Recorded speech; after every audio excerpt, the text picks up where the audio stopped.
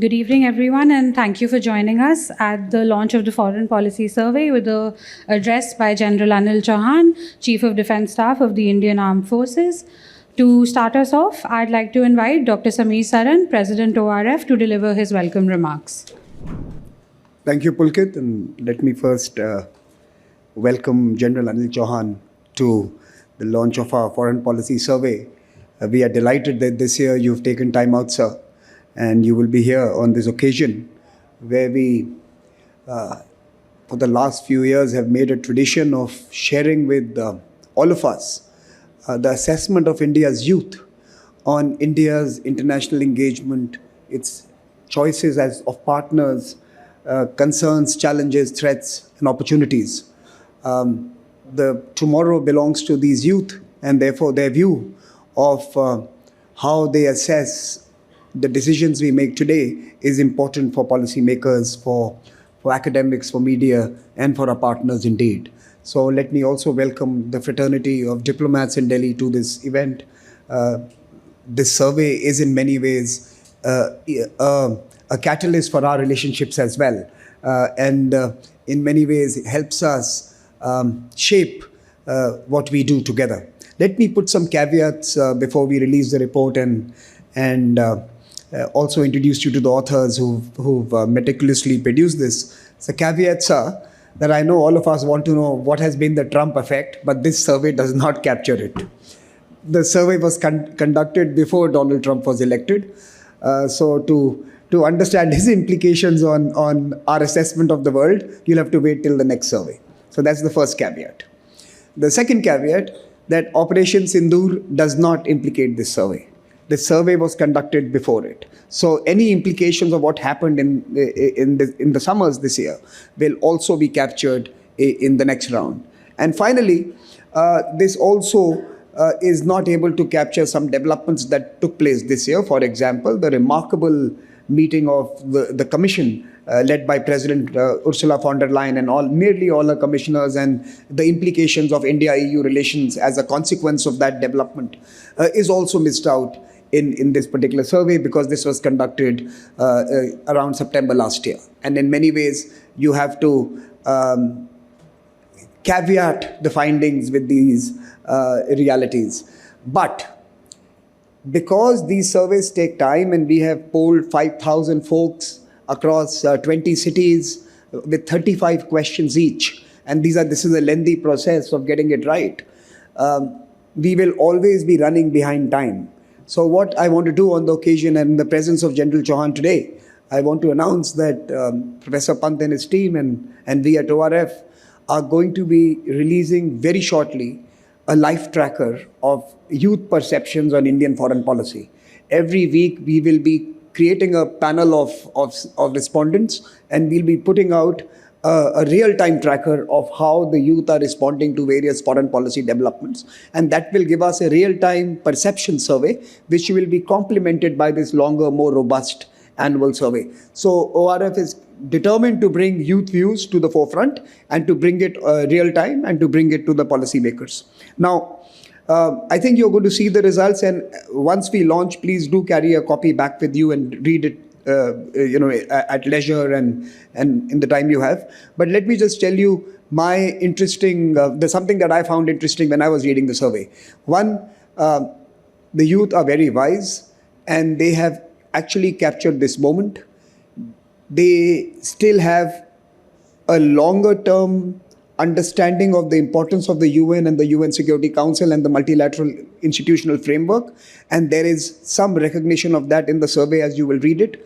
But they are also practical, and they understand the importance of plurilateral groups and smaller groupings with like-minded countries to affect and protect Indian interests. So you see them capturing that. But it's just not the difference. It's just not this differentiation. Even within the plurilateral groups, they are making some very astute choices. And you will see the survey give you the assessments on, say, for example, the Quad or the BRICS or the SCO, even the observer status of the G7 and some other groupings. So it's very interesting how the youth have very astutely captured some of the underpinnings of various engagements that the country is participating in. The Chinese challenge or the China question was the central theme this year. And like I mentioned, while Operation Sindoor was not captured, nor was some attempts of a thaw that we see taking place, some conversations that have begun, some meetings that have happened, including at the leadership level, this survey does not capture that moment completely. So you still see China being a concern, a danger, a security threat, a long-term challenge, and in many ways, the recent moment, and it's both positive and negative, what happened in Operation Sindoor and what happened before that, is not fully realized in this particular survey. And hence, I had urged Professor Pant that a live tracker would be an interesting way of gauging a more real-time assessment. So the China question is what we posed. You will see a lot of responses on the big China question. The survey is dated September 2024. Yet, I truly believe that what we will find in the survey does reflect what many of us still do carry back home in 2025. So despite all the caveats, I think the survey is robust. It reflects the India of today and its partnerships of today. And of course, like any nice, vibrant, argumentative society, there will be opinions galore on the survey. And that is the central purpose of the survey, to provoke discussions, conversations, and thinking, so that all of us collectively can make the changes that are required, can stay the course when needed, and can make the decisions with a degree of certainty and, of course, with a degree of unity. So let me thank you all for joining us this evening, and let me especially thank General Chauhan, and let me congratulate the authors Shivam, Aditya, Kalpit, led by Professor Pant, for doing this fantastic work, and I look forward to this evening. Thank you very much, Pulkit. I'm going to turn it back to you. I'd now like to invite the authors on stage, Kalpit A. Mankekar, Aditya Godara Shivamurthy, Shivam Shekhawat, and also Professor Harsh Pant, Vice President at ORF, to join Dr. Saran and General Chauhan in officially launching the ORF Foreign Policy Survey.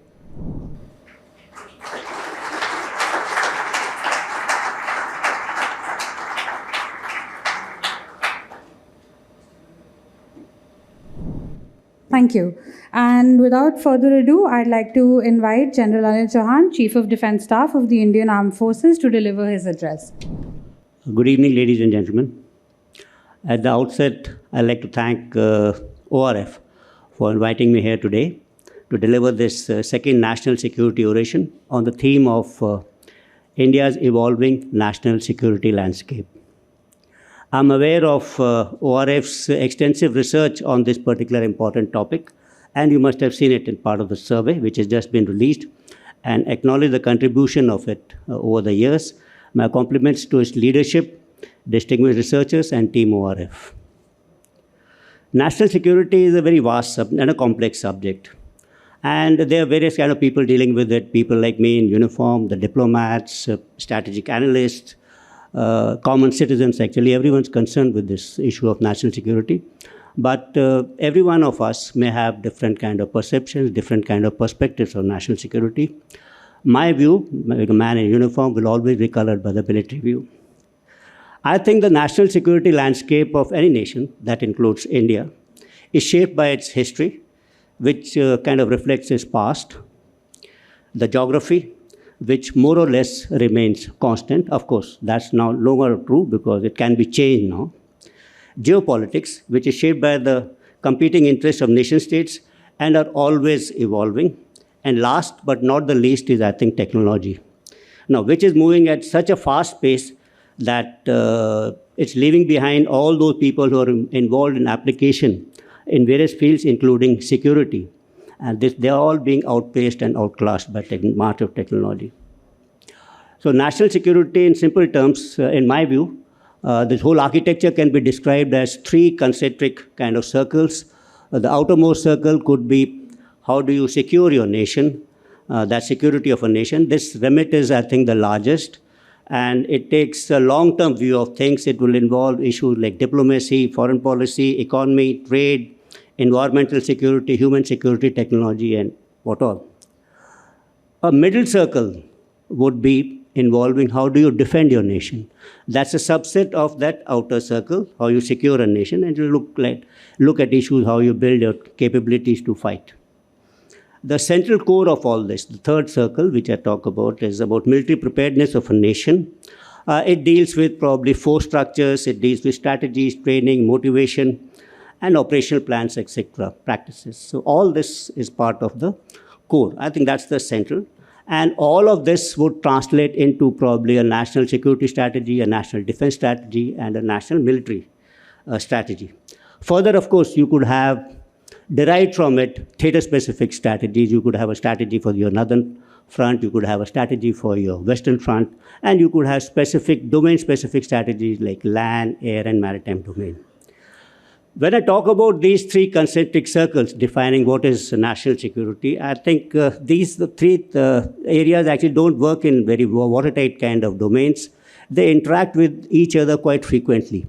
And more they interact with each other, the better is the security of that particular nation. And when I talk about security, defense, and military preparedness of any country, they're all impacted by these constants and variables which I initially spoke about. That's the history, the geography, the geopolitics, and technology in various measures and with variable kinds of impact. I spent about close to 44 years of commissioned service, but I cannot but start commenting actually, or starting my talk actually by talking about the core, the military preparedness of a nation. And I'll move from this inner core towards outside, describing what all involves in security of a nation, and talk about the evolving security landscape for India. A military preparedness, well, of course, it's an assessment of threats actually, which are, I think, absolutely immediate, which actually stare you in your face, and challenges that could be slightly long-term, vis-a-vis your military strengths and your extent vulnerabilities.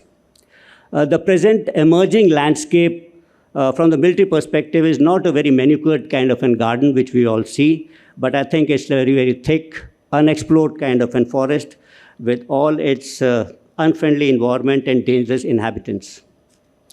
A nation may devise numerous strategies to secure and defend itself. It may focus on soft power. It may use economy as a tool for coercion and persuasion. It may have a network of friends and allies.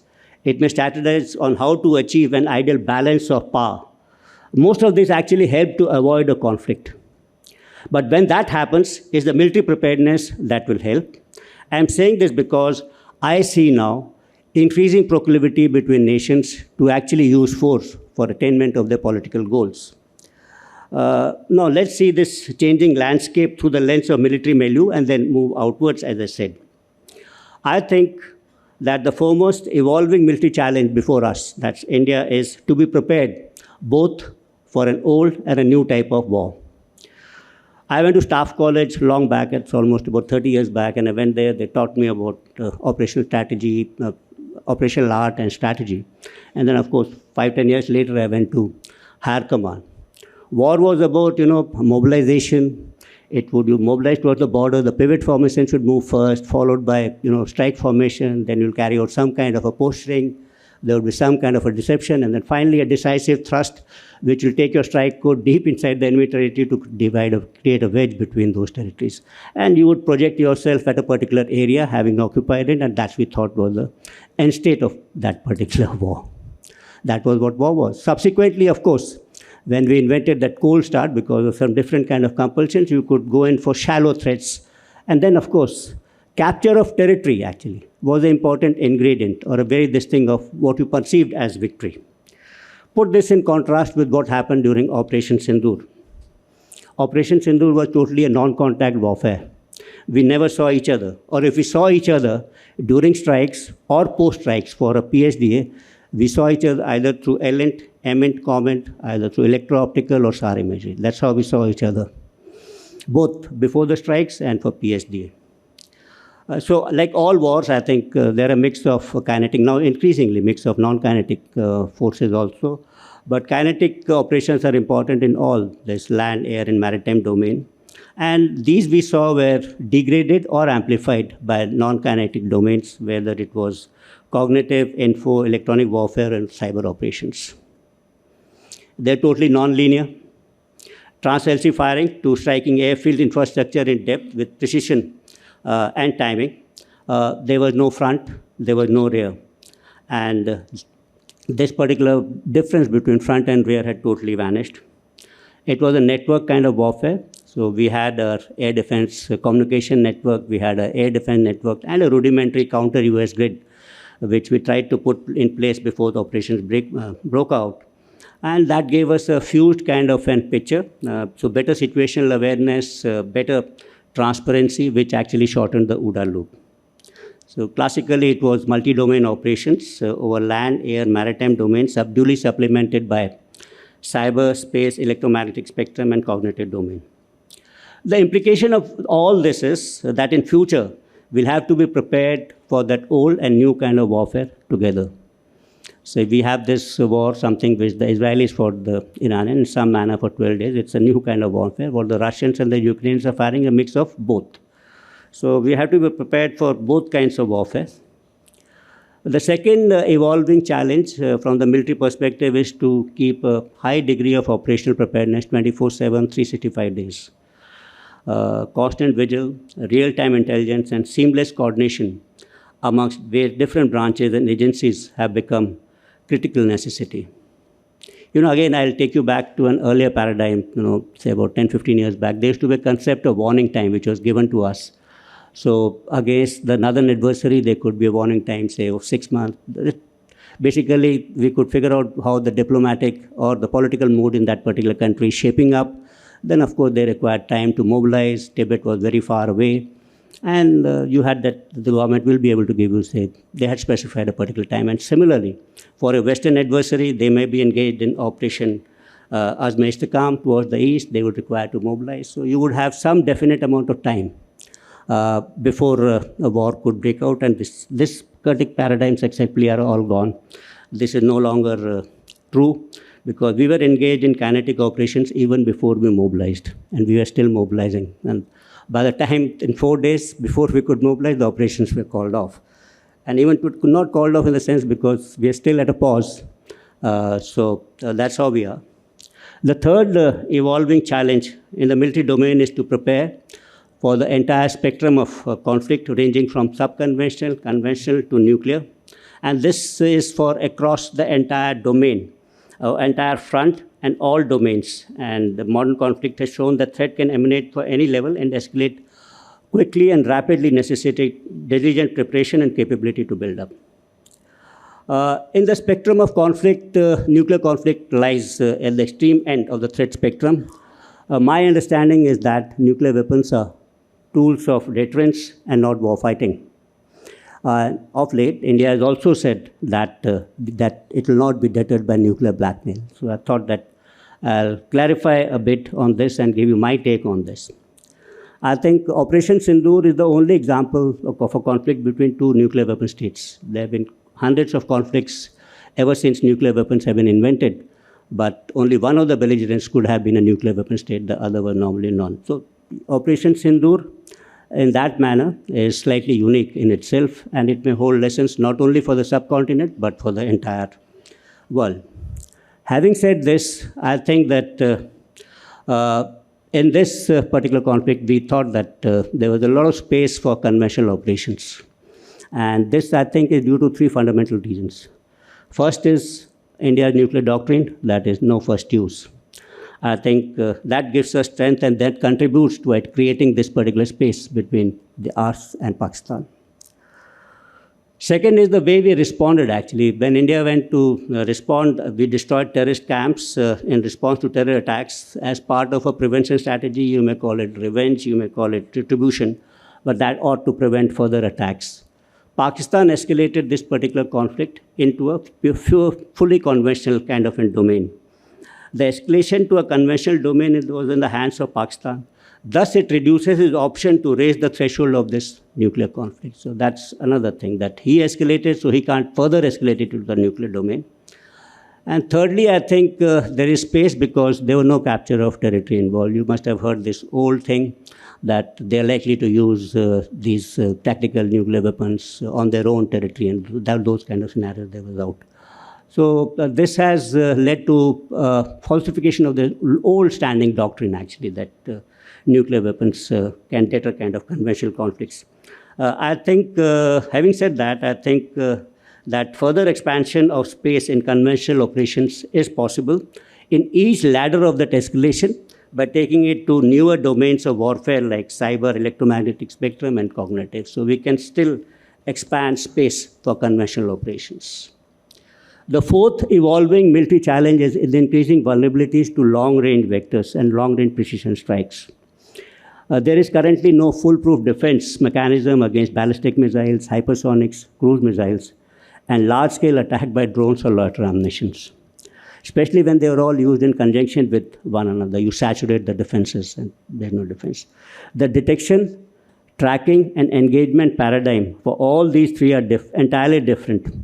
Even Israel, which is a very small and a compact state, so which should be able to defend itself, the air defense would be very strong, found it very difficult to defend itself against the Iranian missiles.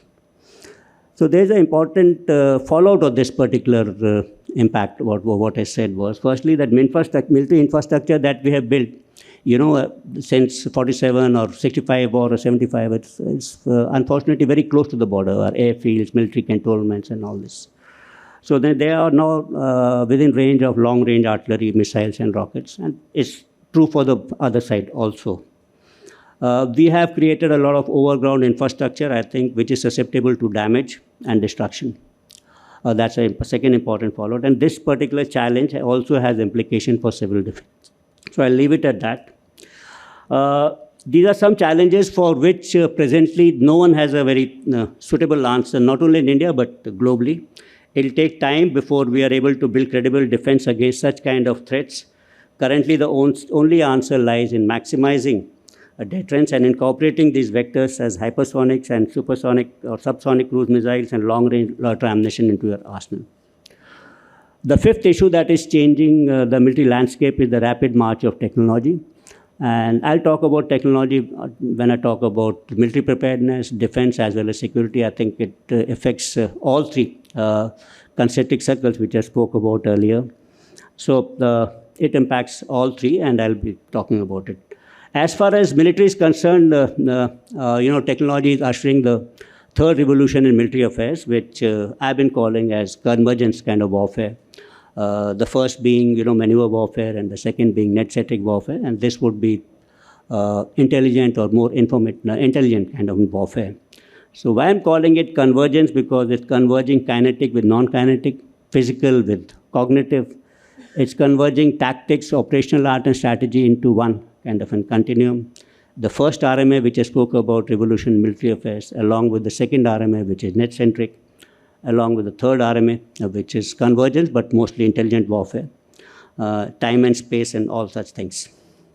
So the third RMA is a result of advancements in sensor technologies, its proliferation, advances in long-range precision strikes, data-centric architecture, artificial intelligence, machine learning, etc., robotics. It's a vast subject and will require a special session, actually, if you have to deal with it. I've spoken about it on various occasions, so I'll leave it at that. Warfighting doctrines, concept, TTPs have to keep pace with rapid technological changes. One of the biggest challenges lies in technical absorption required in the kinetic application of force across platforms and support networks.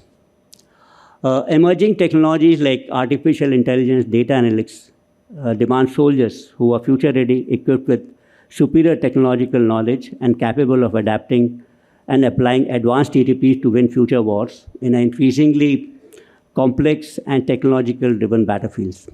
In hindsight, if you look, the scheme which we adopted, this Agnipath scheme in which we turn over soldiers every 4 years, would be a better bet for future kind of warfare, because every 4 years we'll have a younger profile at the cutting edge who actually thinks slightly differently. So maybe that's a good scheme. So having spoken about military preparedness of a nation, let me move forward to how do you defend your nations. That's which will lead to maybe say something known as a defense strategy.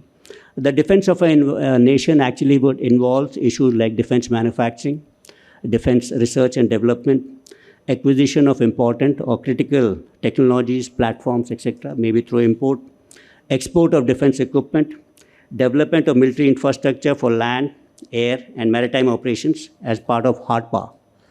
Of course, defense of a country also has a soft power side of it, which would include development of a strategic culture, promotion of martial traditions in the country, increasing awareness about security matters in the common citizens of the country.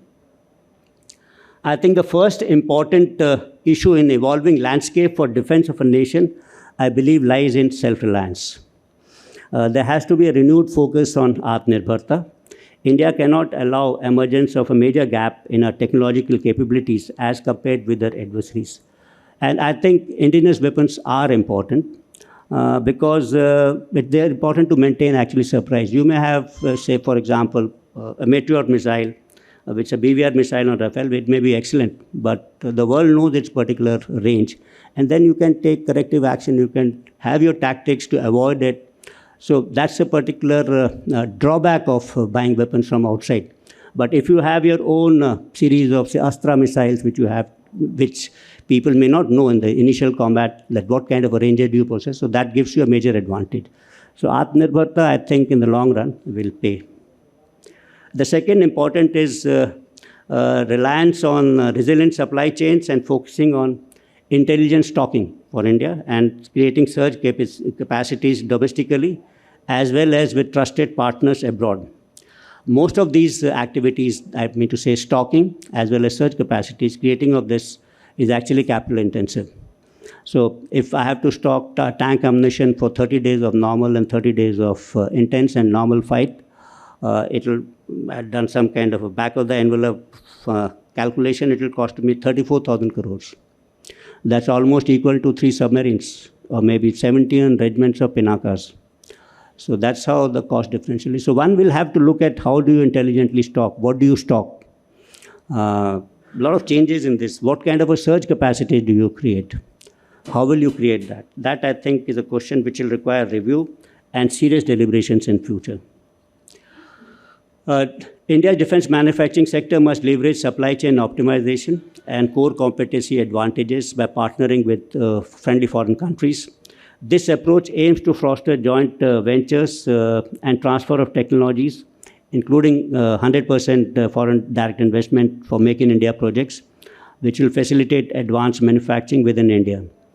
By combining global expertise with local, the aim is to build robust, self-reliant defense ecosystem that strengthens national security while promoting technology and economic growth.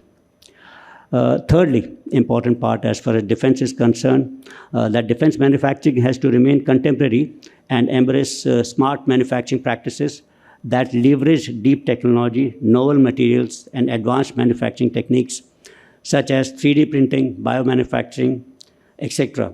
To stay ahead of a rapidly evolving global landscape, defense R&D must innovate and be forward-looking, driving the integration of cutting-edge technologies and processes to deliver next generation of defense solutions.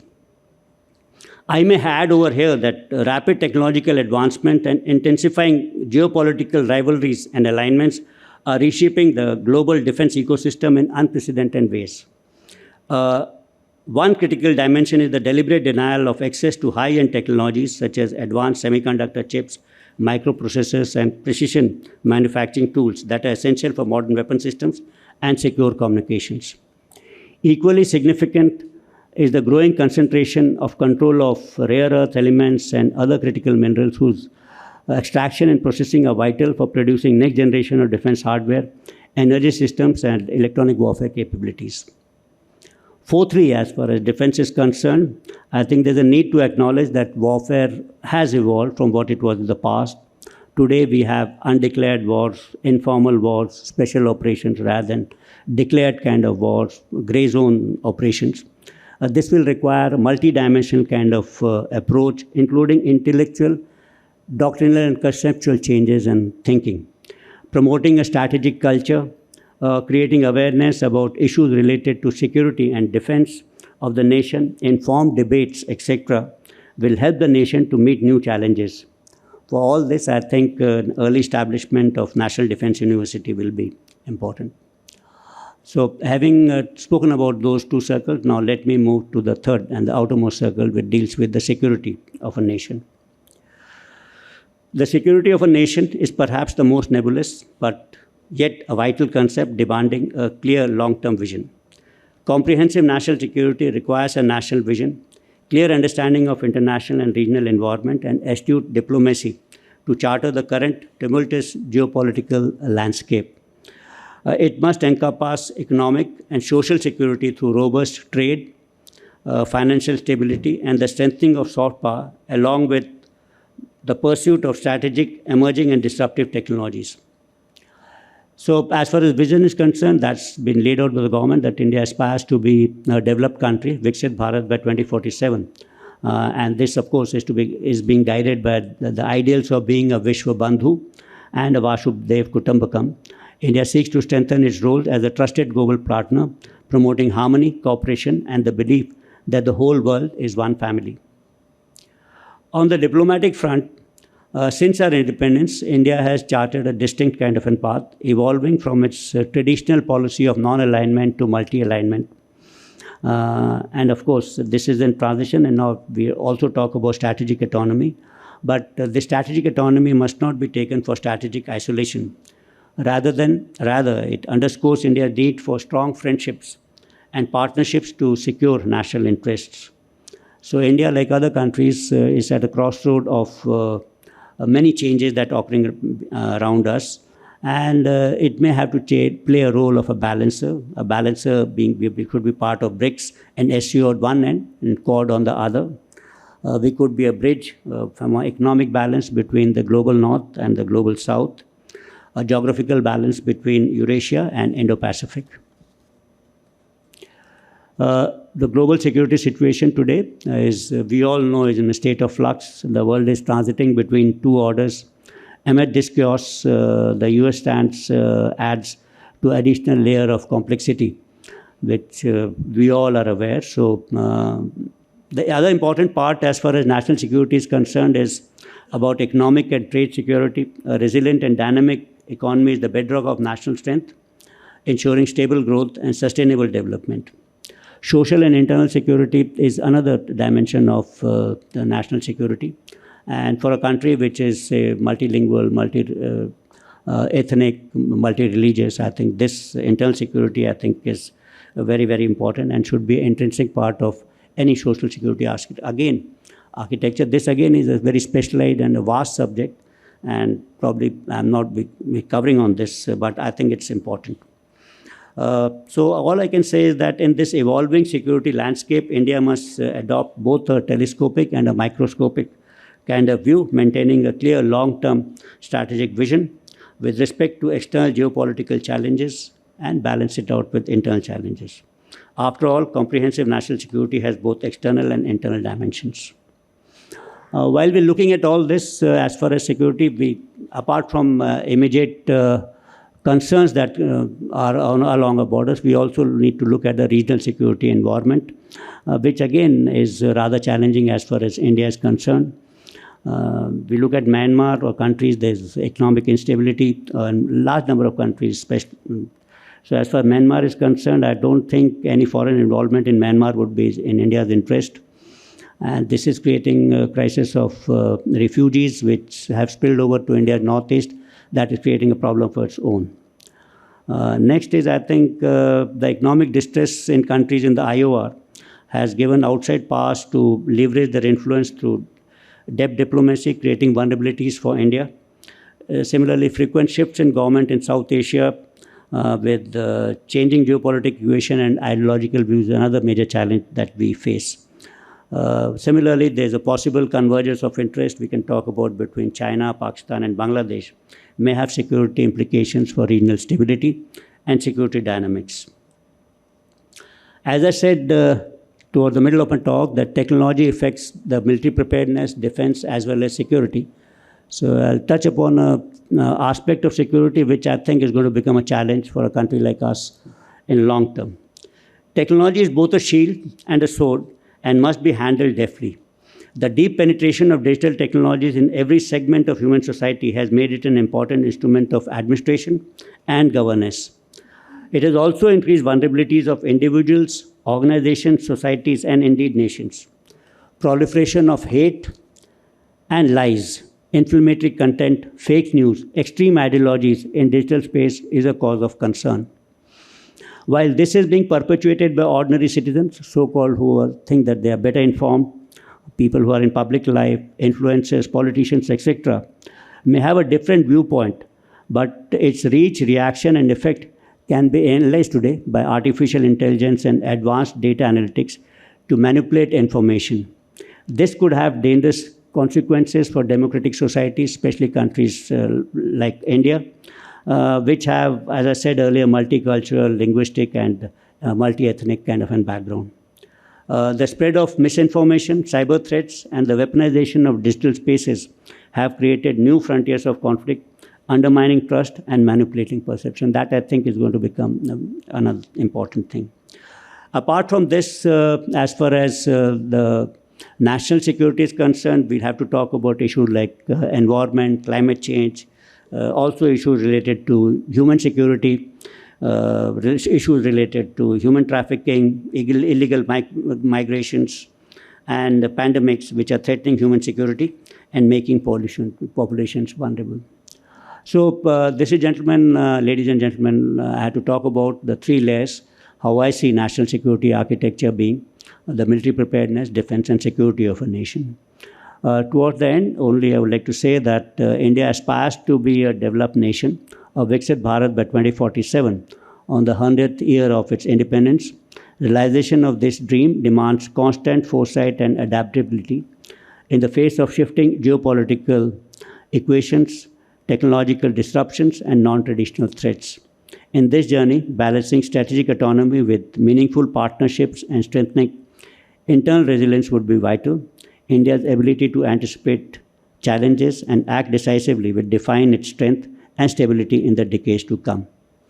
With that, I have come to my address. Thank you for your patient hearing, and now I'll be glad to take on questions if there are.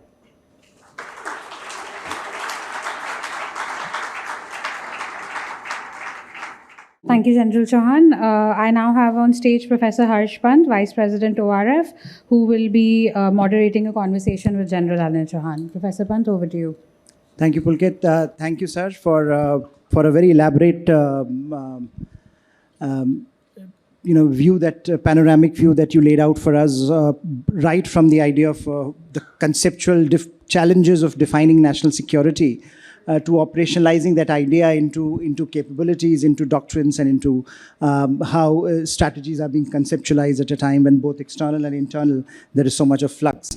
So I'll be very happy to take some questions from the audience, but before that, I have some of my own which I would like to raise, and three sets of questions. I think from your from your address, three sets of issues which emerge, perhaps are quite vital to talk about, and of course.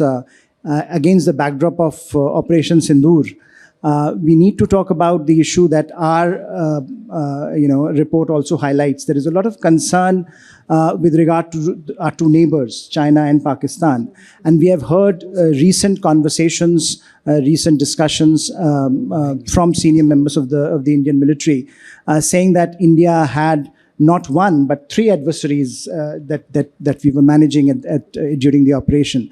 So when you look at this nexus that is now from a conceptual to the operational, that has emerged very operationally vital for us, how should we assess those that linkage, and how prepared are we to take on the new dimension, which was always there, but this time we saw its operational results in real time, very quick, 4 days, a few hours, and with some very significant results for us and for the region.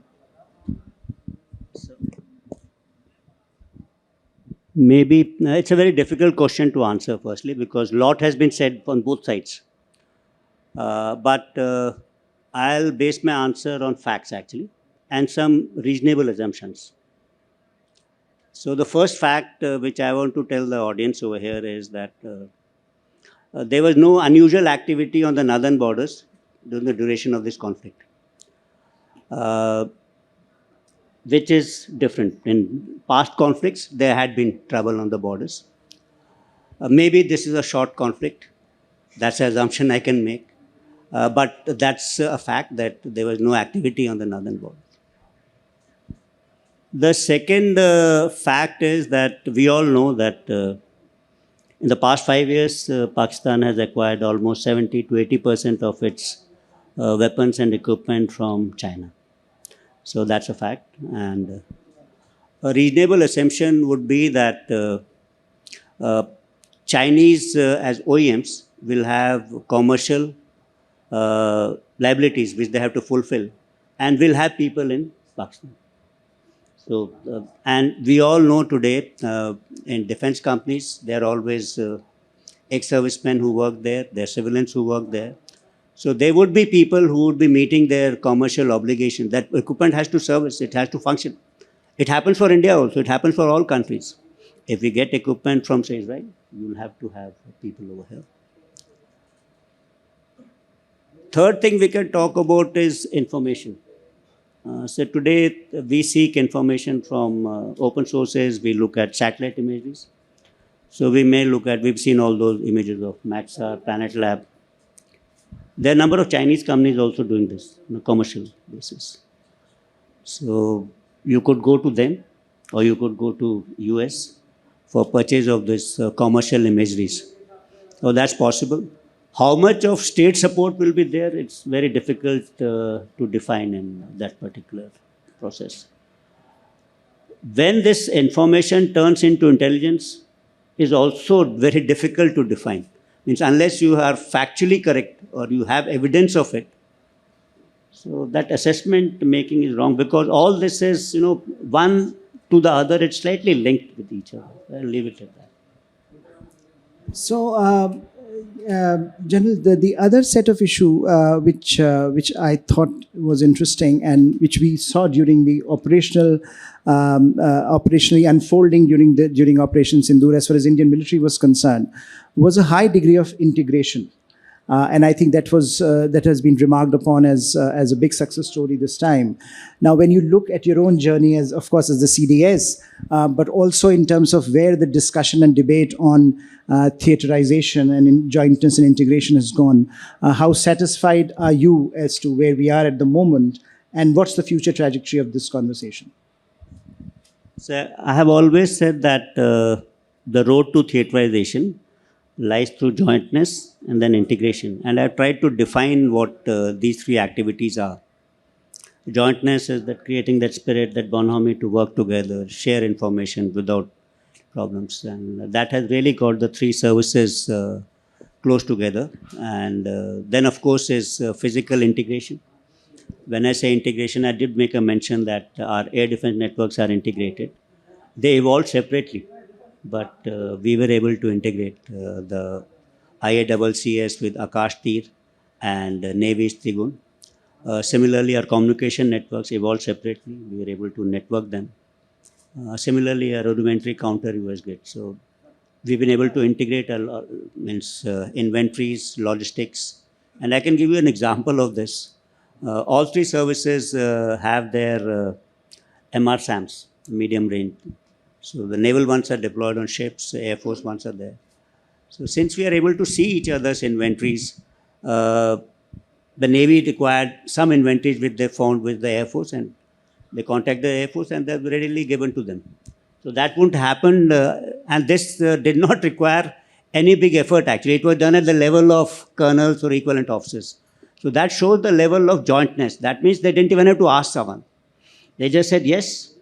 Similarly, Air Force assets were used to transport their missiles, etc., when they were required.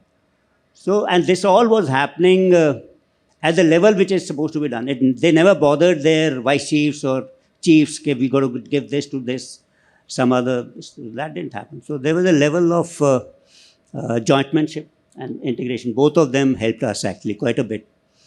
Then, of course, is the third road, which you said is theaterization, which tries to create different structures for force applications and force generation. Now, this particular conflict we may have some lessons for theaterization. The model which we had worked out, which I think we'll have to remodel it slightly to get the correct model. Of course, this 4-day conflict can't be a kind of a conflict which can be taken as an example to remodel, but there are lessons in this particular conflict also for us. So we'll review that and take some time, but we'll do it. Final question from my side before I open this up for the audience is on technology, and you touched upon the role of tech and how it is redefining the way nations, societies fight wars and mobilize themselves. In fact, the whole information space, cognitive domain becoming increasingly central to the way the wars are being fought. So technology, of course, has always been there. It has always been part of how militaries evolved and how militaries shape the battlefield.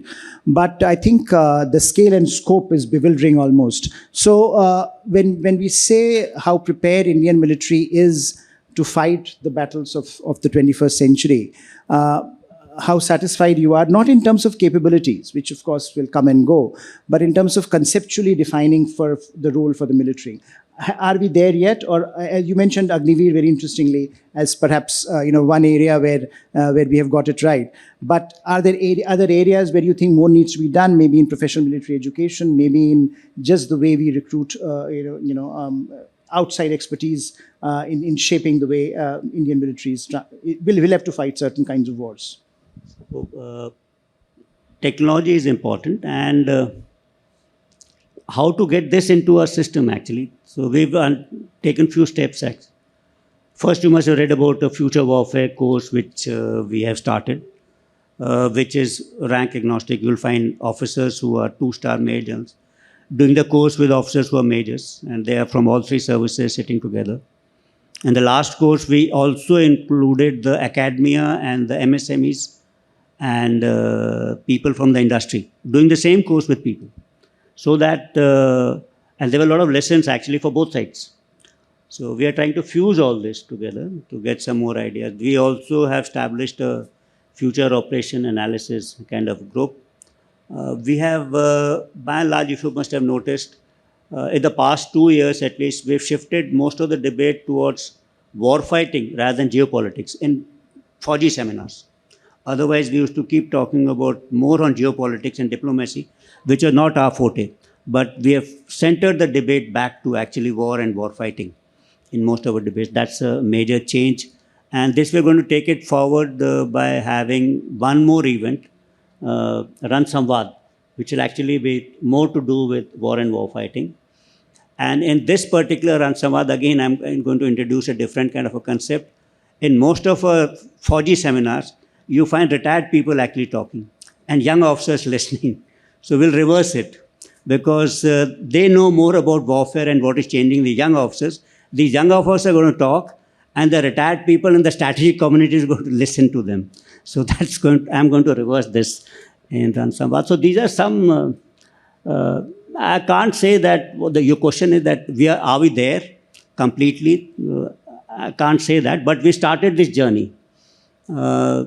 We are attempting this year to write almost about 5 or 6 new doctrines, whether it is net-centric operations, whether multi-domain operations, whether integrated logistic, integrated communications. So the speed of writing a doctrine in IDS was 1 doctrine in 2 years. So I'm attempting 5 or 6 doctrines in this year.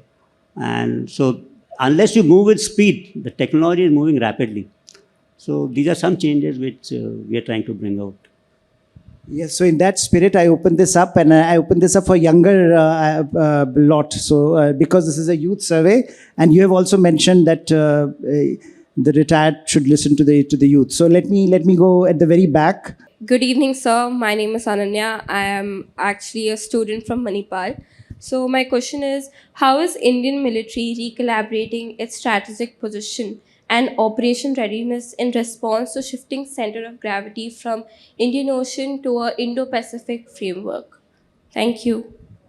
Good evening, sir. That was really insightful. I'm Abhishek Saxena. I'm a doctoral candidate at the Shivnadar Institution of Eminence, working on the intellectual history of India's nuclear doctrine and thought.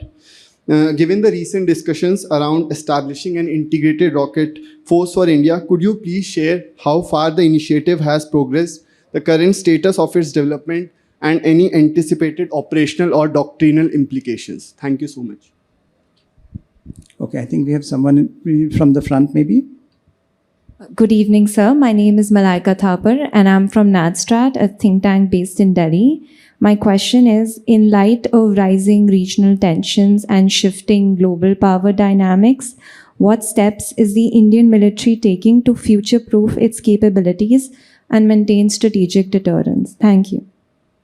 So 3 sets of questions: Indo-Pacific, integrated rocket force, and broader deterrence in South Asia. Yeah, so we'll talk about Indo-Pacific. I like to put that particular question in the context of what I spoke today. So when you look at Indo-Pacific, you're trying to secure a nation, with that outermost concentric circle which I said. So, and we're talking about military preparedness also in this. So as far as we are concerned, we are moving from, say, we had our own challenges in the border areas. That's of immediate concern to us. I've spoken about your unstable regional neighborhood. That's of concern to us. And when we look at Indo-Pacific, it's a different way to secure yourself. So, and when we look at Indo-Pacific, we are looking at a step-by-step kind of an approach, if I may say. Maybe first we look at IOR. That's important.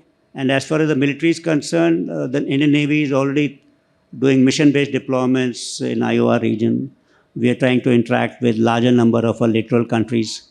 And gradually we go on to Indo-Pacific, in which we are interacting with a number of countries, trying to create capacities in, say, countries like Papua New Guinea, Fiji, along with the help of others. That could be one. We are looking at maritime domain awareness. We are looking at air domain awareness. We are looking at intelligence sharing with them. We are looking at exercises with them. Probably with the help that, the collective strength will help better.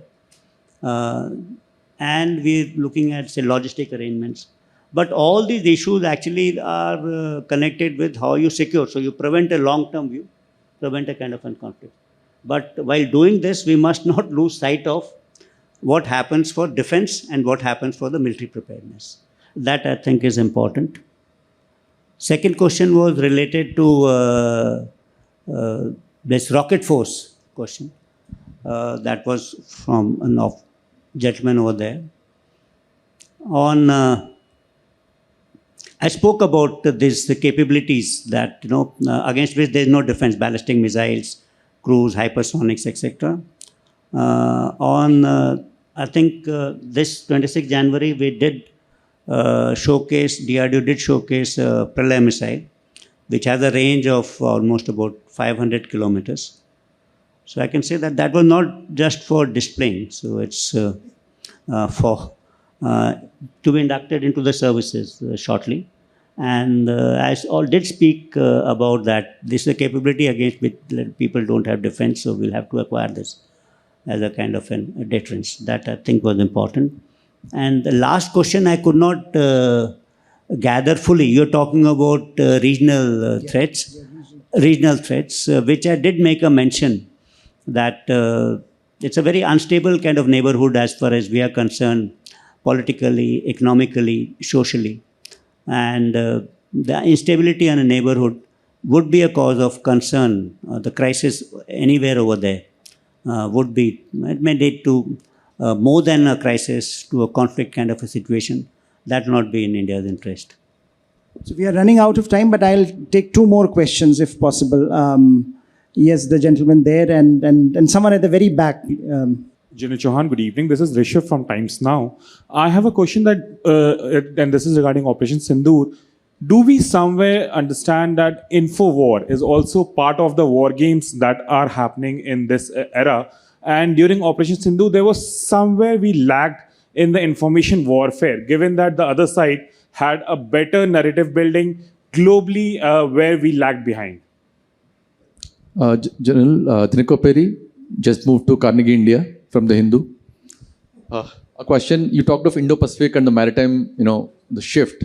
So, see, there's a lot of focus, rather money being spent on the maritime part. But the point is, how do you prioritize? We have a crunch for submarines. We're talking of new aircraft carrier, IAC-3. So, how do you find a way out? What is your view on that?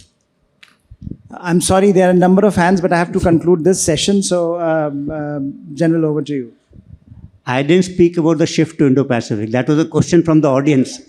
So, but anyway, the question was that how do we prioritize between these changing priorities which are required immediately as far as military preparedness is concerned and then defense.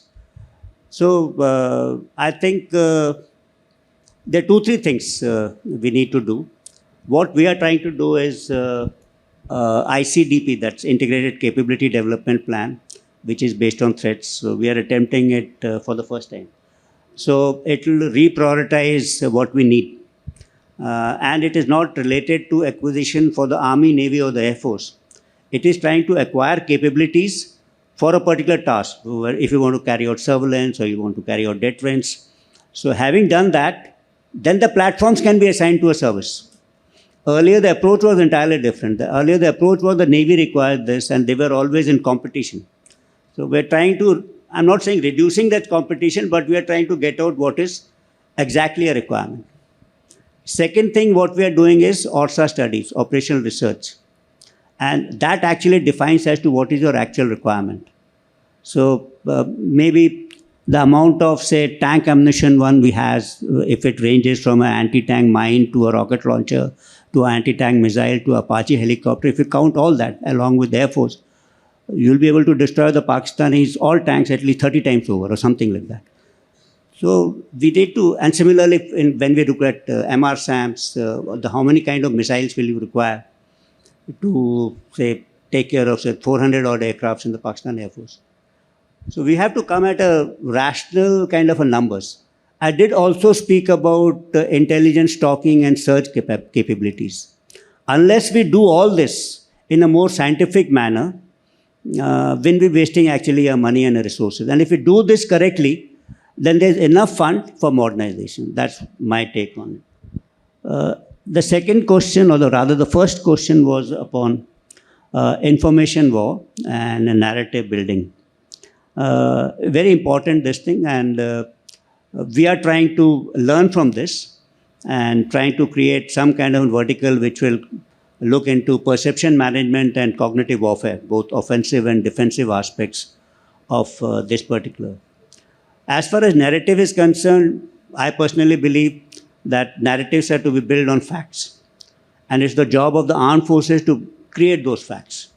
So we created those facts and then we have to build on a narrative. And all of you actually, the think tanks and the media, they go to help in this particular endeavor to build that narrative. My job initially is to build a fact. And then the narrative has to be built by all of us together. So how do we do it? We'll have to look at this.